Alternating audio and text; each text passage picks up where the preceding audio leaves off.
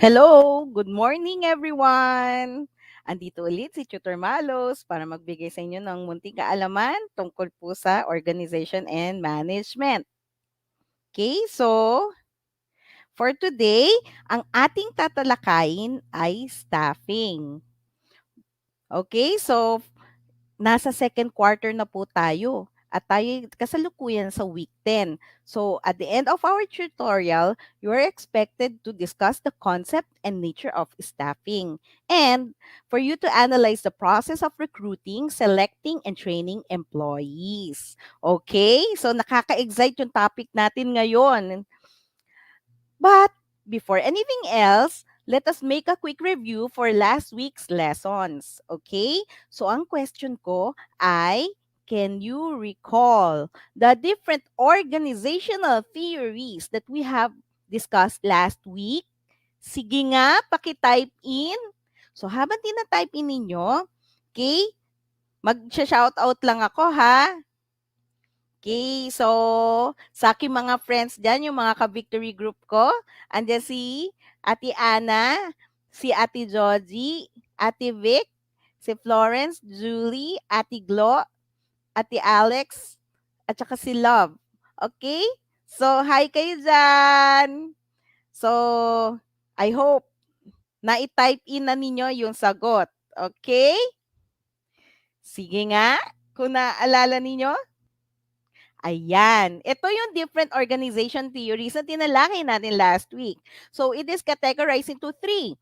Yung classical organization theory, yung neoclassical theory, and modern organization theory. So, under classical organization theory, nandyan yung Taylor's scientific management approach, yung Weber's bureaucratic approach, and administrative theory. Tapos, doon naman sa modern organization theory, nandyan yung systems approach, yung socio-technical, and contingency or situational approach.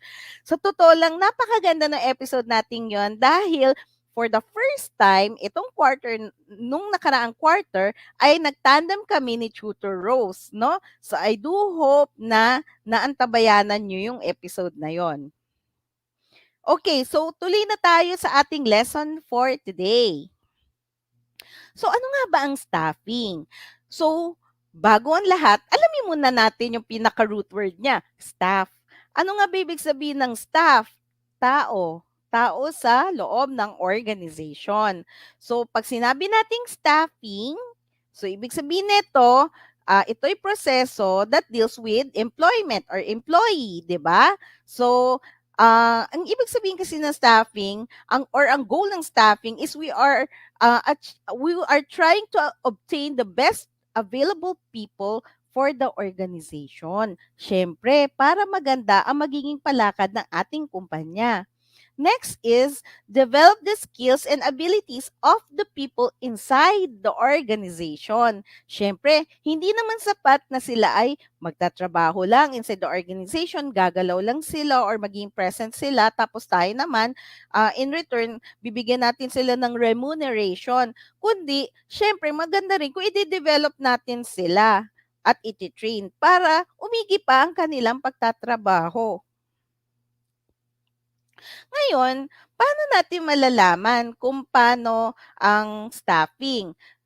Actually, nagsisimula ang lahat sa job analysis. So sabi daw nila, ang job analysis is the process of getting detailed information about jobs or job position.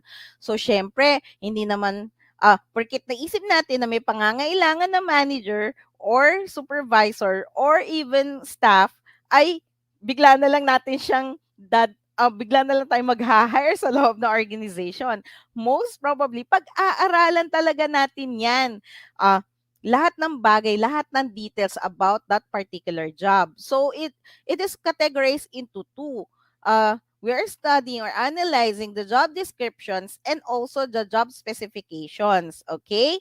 So, pag sinabi natin job description, ang mga included na information daw doon ay yung job title, job location, job summary, yung kung kanino kayo nagre-report to, yung kung ano yung TDRs. Ano nga ba ibig sabihin ng TDRs? The tasks, duties, responsibilities na ginagawa ng isang empleyado once nandun na siya sa loob ng organization. Ano ang gampanin niya? Ika nga sa buhay. Okay? Working conditions, kung ano yung lagay mo ng or magiging sitwasyon niya sa loob ng organization, and also the possible hazards. Kaya nga ito ha, itong about the hazards, usually ini-indicate yan. Makikita ninyo tong job description, job specification sa mga job postings.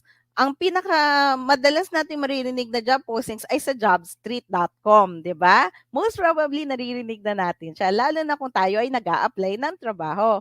So, kapagka binasa natin siya, merong makikita kayo na possible na hazard or bagay na puwedeng mag-hinder sa kanya na or parang, "Teka sandali, kaya ko ba 'yun?" Mapapagano'n yung applicant.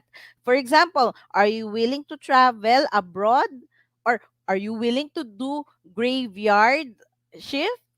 'Yun yung mga sinasabing possible hazards, okay? So, let's move on to the next stop or the next process in job analysis, which is the job specification. Pag sinabi naman nating job specification, ano naman ang dapat na ma-possess or pino-possess ng isang job applicant para maging fit dun sa trabaho kapag siya ay nagtatrabaho, siya ay working na inside the organization. So, siyempre kailangan may right qualification siya. Ano na pagtapusan niyang kurso? Ano ang work experiences na meron siya?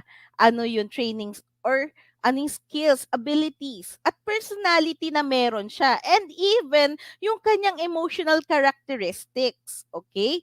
For example, yung emotional characteristics, so fall under dyan yung pleasing personality. Lalo na kung ang trabaho ay nagdi-deal with people, different types of people. Kailangan may pleasing personality ka. You are people-oriented, ika nga.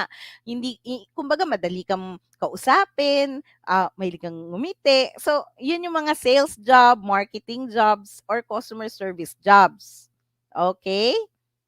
Tapos, syempre, hindi, lahat ng mga details ng empleyado ay nilalagay nila, ika nga, sa skills inventory.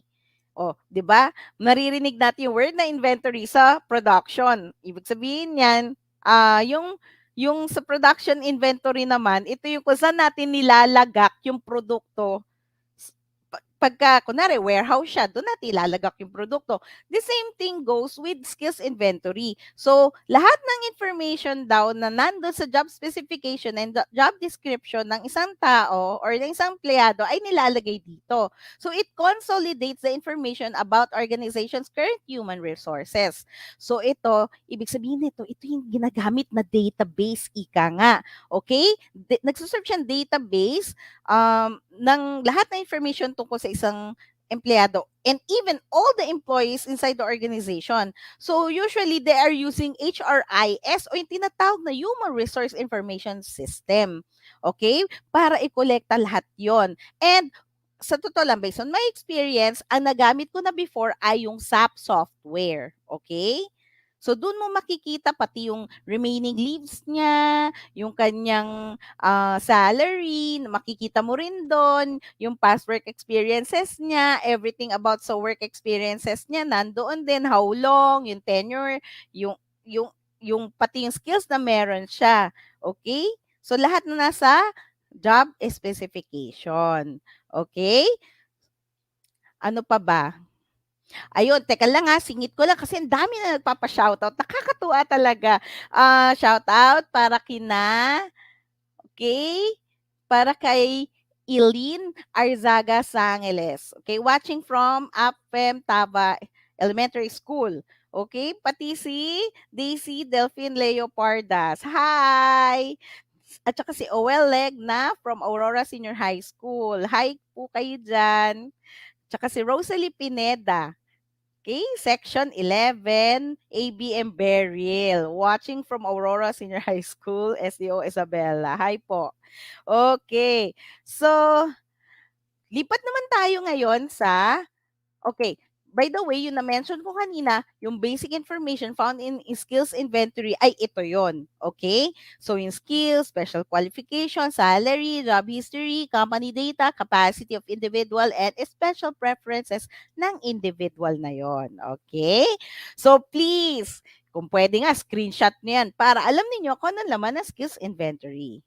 Okay, lipat naman tayo sa next topic which is human resource planning. Okay? It's really important na planuhin natin kung ilan ang tao na kakailanganin natin sa loob ng organization and also yung particular job positions dapat nila at role nila, ika nga, and responsibilities. Okay? So, dyan pumapasok yung forecasting. Naaalala nyo ba ibig sabihin ng forecasting?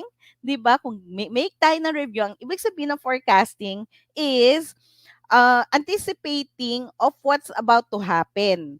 So we are doing something based on our previous experiences. So ibig sabihin, nag-anticipate tayo, nagpaplano tayo based dun sa either kasalukuyan o past experiences natin. Okay?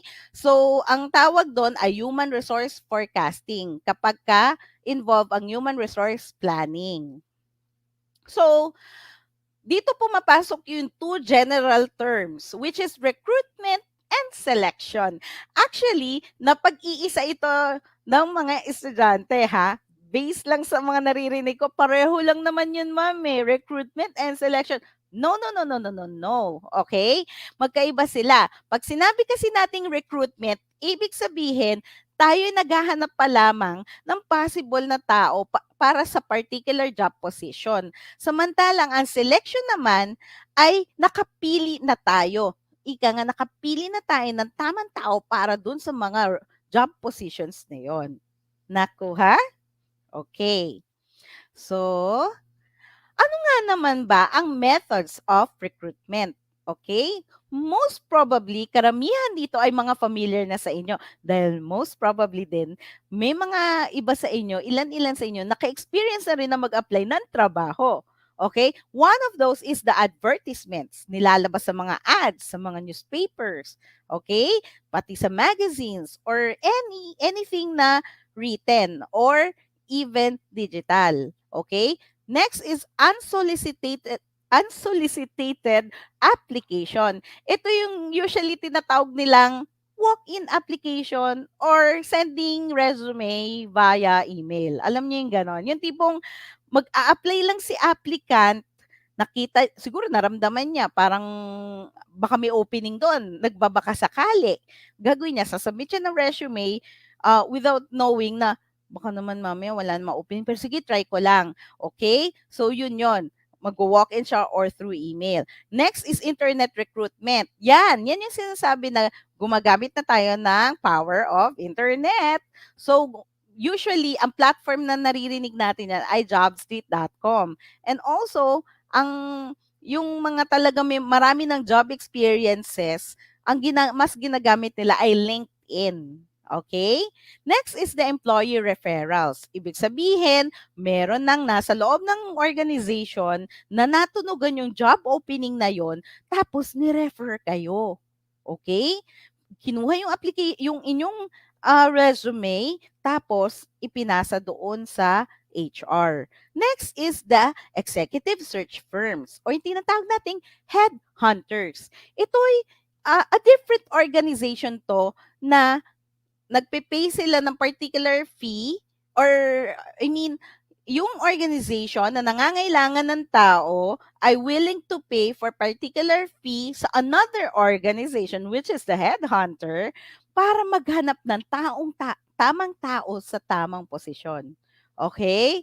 So ganun lang yun. Basically, parang ang dating outsource ang human resource nila. Okay?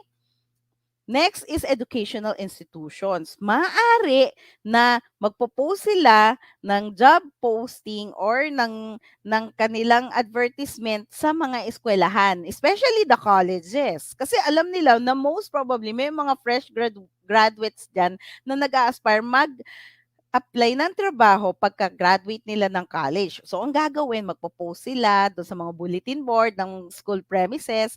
Tapos, syempre, makikita siya ng mga possible applicants na graduating. Tapos a-applyan yon. So, educational institution. Next is professional associations. Ang professional associations naman, ito yung tipong organization na um, gino-joinan ng mga applicants na naglalabas din sila ng advertisement or job posting. For example na lang, alam niyo yung mga alumni association, yung as soon as graduate kayo, nagbubuo ng alumni association. So ito yung grupo na graduate sila sa particular school na nagkakaroon sila ng network, ika nga network, and then yun, mag-share sila ng information. And this is one of the information na pwede nilang i-share, okay? So, it is usually done in Facebook then or FB group page. Tapos yung labor unions, 'di ba? Aware naman tayo na may mga companies na merong labor union sa loob. So, yun, pwede rin. Possible din na pagkuhanan ng recruitment. And another is the public and private employment agencies. Yung tinatawag na agency. So, hindi yung mga tao na na-hire from agency, sila na yung nag-aasikaso ng recruitment process down pati hanggang sa pagmamanage ng tao, outsource ang tawag sa kanila. Hindi sila hawak ng kumpanyang pagtatrabahuan nila, pero hinihingan yung agency ng tulong para mag-manage ng human resources. Okay? So I do hope nakuha ninyo yung different methods of recruitment.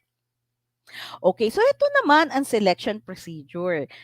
Kunwari lang mag apply tayo ng trabaho. So ito ang pagdadaanan nating proseso kung hanggang sa ma-in siya sa trabaho. First, pag nasubmit na yung resume doon sa human resource department, magkakaroon ngayon ng screening ng application and resumes. Isosort. Sino ba ang mga possible na applicant dito na pwede nating bigyan ng or i-process para ma-hire, 'di ba? Next, magte-test.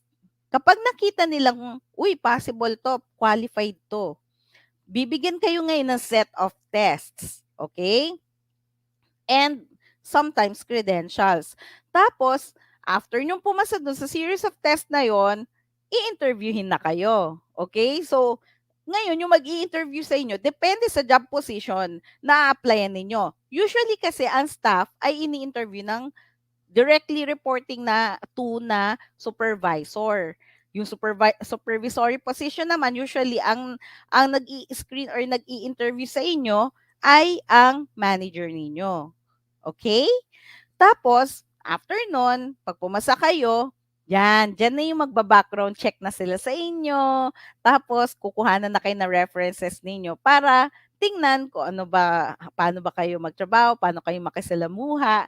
And then after that, pag napag-decision na nila na you are really qualified for the job, that's the time you are picked and also you're going to go through the employment procedure na talaga. Yung pinaka ito na yung magme-medical na kayo, maghahanda na kayo ng documents ninyo para for filing, for record purpose, no?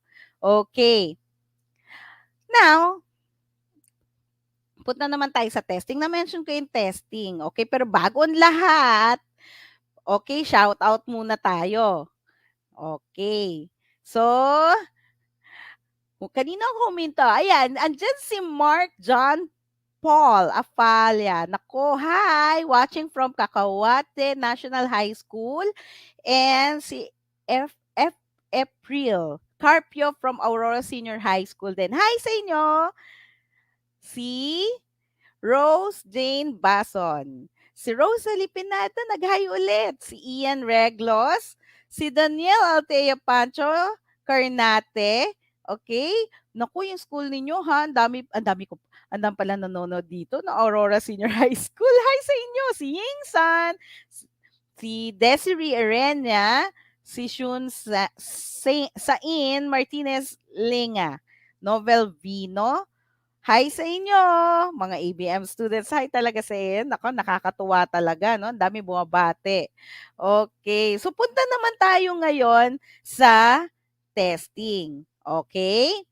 There are different types of tests na pinagdadaanan ng isang aplikante. Minsan, it takes half day or even whole day, depende sa dami ng test na pagdadaanan ng applicant. So, isa doon ay yung aptitude test. So usually, itong aptitude test daw ay categorized into 3. Okay? Mini-measure kasi neto yung person's capacity or potential ability to learn ng isang tao. So, yung 3 sections nito ay quantitative aptitude. So, ibig sabihin nun, pwedeng may mga math, statistics, may computation, okay? Next is yung logical reasoning, okay? Tapos yung verbal ability o yung tinatawag nating English or communication skills ninyo, okay? Next is the psychomotor test. Ito more on physical test to. Most probably, itong type of test na to ay nire-require sa mga job openings na nagre-require din ng physical strength. Okay? So, it measure a person's strength, dexterity, and coordination. Next is the job knowledge test. For the word themselves, job knowledge test, ibig sabihin, inaalam ko gaano ka kabihasa, ka-well-versed sa trabahong ina-applyan mo. Okay? Next, interest test. Tinitingnan kung anong interest mo as a person. Ano yung personality mo. Yun, somewhat like that. May pagkaganon siya. Ngayon, yung psychological test, medyo may pagkakahawig ng konting-konti kay interest test. Kasi yung psychological test naman, ang mini-measure niya ay yung personality mo and how you think, okay, as a person. Okay? Next is a polygraph test. Ito yung lagi nating naririnig na lie detector tests. Okay? Ah, kung papansin nyo, may graph siya, di ba? Yung parang nagdo-drawing. Kada sasagot ka, may mga nag-up and down. Okay? So, mini-measure pala nito yung blood pressure mo, yung pulse, at saka yung respiration, and skin conductivity mo. Ngayon, yung results ng mga yon, meron palang interpretation yon. So, doon makikita if you're telling the truth or not, di ba? Yung honesty mo ang titingnan. Next, ay interview. So, sabi ko nga kanina, after mo nag-test, pumasa ka, mag-go through ka ngayon ng employment interview. Naku, ang dami palang types ng employment interview. One of those is the structured interview. For the word itself is structured, ibig sabihin, meron na siyang predetermined outline or set of questions na naka-ready na, nakahilera na para itanong sa'yo during the interview. Okay? Ano naman ang semi-structured interview? Ibig sabihin, meron na nakaprepare na set of questions pero hahaluan siya ng mga impromptu questions. Ibig sabihin, magsusundot sila ng konting tanong na medyo may pagka-casual or informal. Next is the situational interview. Ibig sabihin ng situational interview, bibigyan kayo ng different scenarios, tapos aalamin kung paano kayo magre-react doon sa particular situation na yon. So for example, nako, ito yung madalas eh. For example, ikaw ay papalitan namin ng graveyard shift na usually nasa regular shift ka. Anong gagawin mo? Magre-resign ka ba? O magsistay ka? O kaya, paano kapag bumagyong bigla? Tapos, bumaha sa lugar ninyo. Anong gagawin mo? Papasok ka pa ba o hindi? Yon. Such questions, yung mga examples na binabato sa situational interview. Okay? Next is the unstructured interview. Ibig sabihin naman na unstructured interview, for the word itself na unstructured, ibig sabihin, wala talaga siyang particular questions, list of questions na nakagayak habang nag-interview. Usually, ang mga US-based companies ang mga gumagawa nito. Kasi sila, very casual kasi ang setup nila or setting nila sa organization. So, kapag in-interview ka nila, para ka lang nilang ika nga kinakausap, parang nagkikwentuhan lang kayo. For example, "Hey, David, how are you doing?" Siyempre, sagot naman si applicant, "I'm good." Okay, so what have you been doing for the past days? Mga ganon. So, ibig sabihin yung mga tanong niya, hindi talaga yung sobrang work-related. May pagkakasual ng konti. Pero actually, ang hindi nyo alam, syempre, meron na rin sila mga information na kinukuha from there. Okay? what is your personality as a person, what are your skills, what are your plans in life. Yan, yung mga pertinent information na hindi, syempre, hindi naman direktahan nilang itinanong. Next is the one-on-one interview. Ibig sabihin, isang interviewer lang ang nagtatanong sa applicant. The board or panel interview naman is different. Ito, maaaring 2 or more as a group ang interviewers mo. Okay? So for example, mag-interview sa'yo lahat ng department managers ng company na yon. Okay? Ako naranasan ko yon. Medyo nerve-wracking yon, sobra. Pero pag na-encounter niyo yun, guys, please, don't be nervous, okay? Just be yourself. Yun lang naman na importante, di ba? Yung maging totoo ka sa sarili mo. Sagot ka lang kung ano yung tanong. Pero aminin, talaga nakakakabat, nakaka-pressure pag marami nag-interview sa'yo. Next naman is the group interview. Teka, sandali, parang pareho lang siya ng board interview. No. Actually, ang group interview, ito yung pangkalahatan na. Marami nag-i-interview, tapos marami din kayong applicants na nasa loob ng room na yon. Okay? So, for example, lahat kayong applicants pauupuin sa isang side or sa isang part. Tapos sa isang part naman yung panel. So, mangyayari niyan, magto-throw sila ng questions at random sa inyo na applicants. So, walang pili-pili yun kung sino lang mabatuhan ng tanong. Pero parang mangyayari, it is somewhat like a conversational na setting. Pero kung tutusin, ini-interview na rin kayo. Okay? Next is the stress interview. Ito na may tipong magsusungit-sungitan yung nag-i-interview sa inyo. Parang hinaharas kayo, gano'n ang dating. Parang nagsusungit, parang, sige nga, anong gagawin mo kapag hindi ka ba magre-resign? Yung mga ganong pagsusungit na nakakatakot, pero actually, magugulat kayo. As soon as you're hired, mabait pala yung nag-interview sa inyo, yung magiging boss ninyo. So, ganun ang stress interview. You are put under pressure. Okay, so, syempre, pumasa kayo ulit.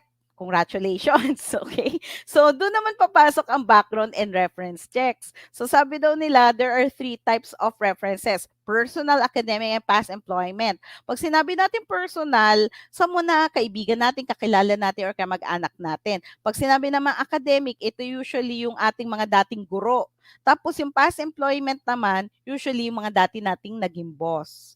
Okay? E di syempre, napili na kayo. Congratulations ulit. Okay? Eto na. Ito yung proseso. I-verify nila yung information na provide ninyo. Okay? Through background check. And then, magre-request na sila na mag-go through ka ng psychological and physical examination. And then, i-inform ka na nila na you were chosen for the job position. Kaya mag-submit ka na raw ng number 4 ng mga requirements na kailangan mo para may record na sila sa iyo sa organization. Okay, so syempre, na-in ka na. It's your first day. Welcome, 'di ba? Parang ganon. So, it is the process. Yung job orientation is the process of giving new employees important information about their work. Andyan yung i-discuss yung mga code of conduct ng company, kung ano yung sikot-sikot ng facilities, yung workstation mo, papakita nila, ano yung equipment at saka machines na ano mo, yung i-operate mo, ano yung fringe benefits na meron ka, aside from your salary, tapos yung dress code sa company, uniform ba or casual clothes. Okay? Ngayon, di syempre, nandun ka na sa loob ng organization, iti-train ka na ngayon at i-develop. So, ibig sabihin ng training and development is the educational activities within a company para ma-enhance yung knowledge and skills mo. Okay? Ngayon, ito yung proseso ang pinagdadaanan ng training and development. Hindi naman kasi basta-basta binibigay lang yon. Siyempre, titingnan mo muna. First step, alamin mo muna kung talaga may pangangailangan sa particular training. Next is, magde-design kayo ng training programs. And then, after that, i-implement nyo na yung training. Okay? And then, the fourth step, evaluate kung ano nangyari dun sa training. Naging successful ba? Kaya kung mapapansin ninyo, after the training or the seminar, nagkakaroon sila ng survey. Yung feedback form, we would like to know kung kayo ba'y may natutunan, natuwa ba sa natutunan nyo sa training nyo, saan nyo, sa tingin nyo magagamit. And then after that, yon employment or employee development. Siyempre, nag-go through ka na ng lahat. Training and development. Heto na. Siyempre, nakakaramdam ka na rin na kailangan mo ng growth. At dito papasok ang promotion. Pag sinabi natin promotion, meron kang higher pay, higher status, higher performance. Ang binabasihan nito ay yung credentials mo or yung tenureship mo. Ibig sabihin ng seniority, yung tagal mo sa kumpanya. As you go by, or as years go by, tumataas yung sweldo natin from time to time. Okay? And also based on our credentials. Next is transfer. Yung tinatawag nilang lateral transfer. Ibig sabihin, maaaring nagkaroon ng pangangailangan sa ibang branch or ibang department, hindi man promotion yung naganap, di man umangat yung sweldo mo, pero nilipat ka ng different job position or different location. Okay? Ngayon, ang next is yung separation. Either of the two lang yan eh. Voluntary o involuntary. Pag sinabing voluntary, that means nag-resign ka kasi nakahanap ka ng better opportunity or greener pasture. Yung second naman, medyo sad lang ng konti to ha. Kasi either na lay off ka, ibig sabihin na lay off, nagbawa sila ng tao kasi sobra-sobra daw, or masaklap na terminate ka. Ibig sabihin na na-terminate, may nangyaring hindi maganda. Either medyo hindi maganda performance mo, medyo hindi maganda nagawa mo sa company na medyo may kaso, yon. So, wag naman sana gano'n na hantungan, di ba? Okay. No. Oh, eto na. Itetest ko na ang knowledge nyo, ha? So, ang first question ay choose the best answer for this question.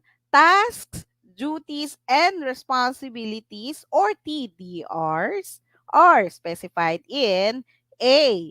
Job analysis, B. Job description, C. Job specification, D. Skills inventory. So habang nag-aantay tayo, okay? Sige, bati muna ako. Si Angel Kurameng. Si Francis Fernandez. Si Zorina Masiglat. Hi! Kay Jamaica Lorraine Asierto. Kay Angie Leyes. Si Sinense Flores. Tsaka si Honey Lake Cachola. Okay, sige nga. Tingnan ko na kung nasagot nila. Tingnan natin. Ayan.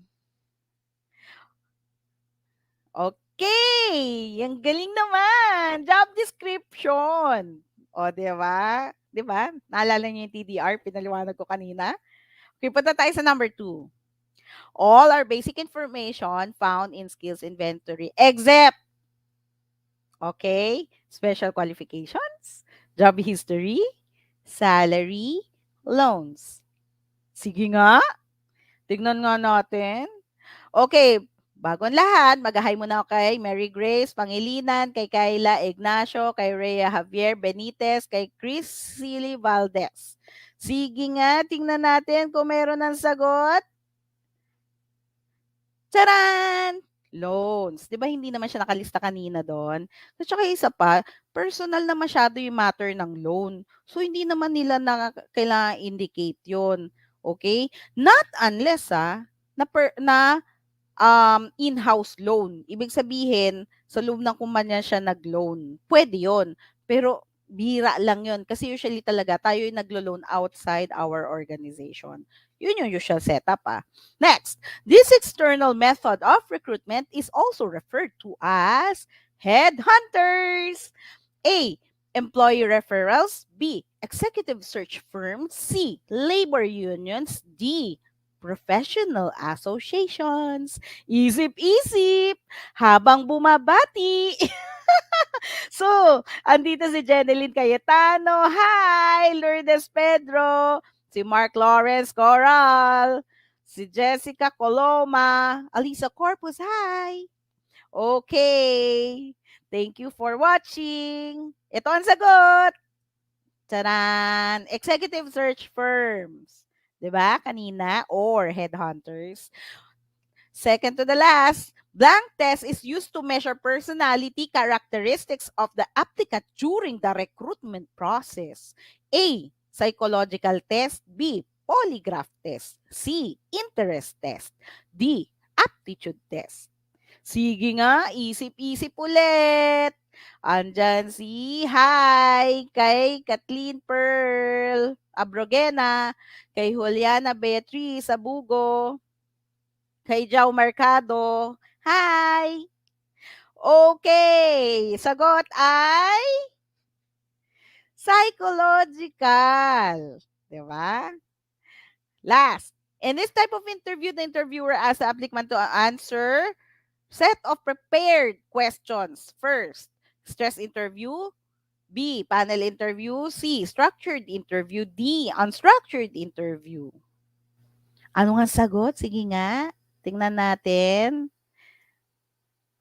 Tadaan! Iniba ko lang yung term. Okay? Structured interview. Okay, galing naman. O, di ba? Tignan nga natin kung sino yung mga magagaling na sumasagot. Ay, nako. Ay, si Ma'am Jesseline Gacho, hi sa inyo. Kasama ka sa Kaita Senior High School. Hi po.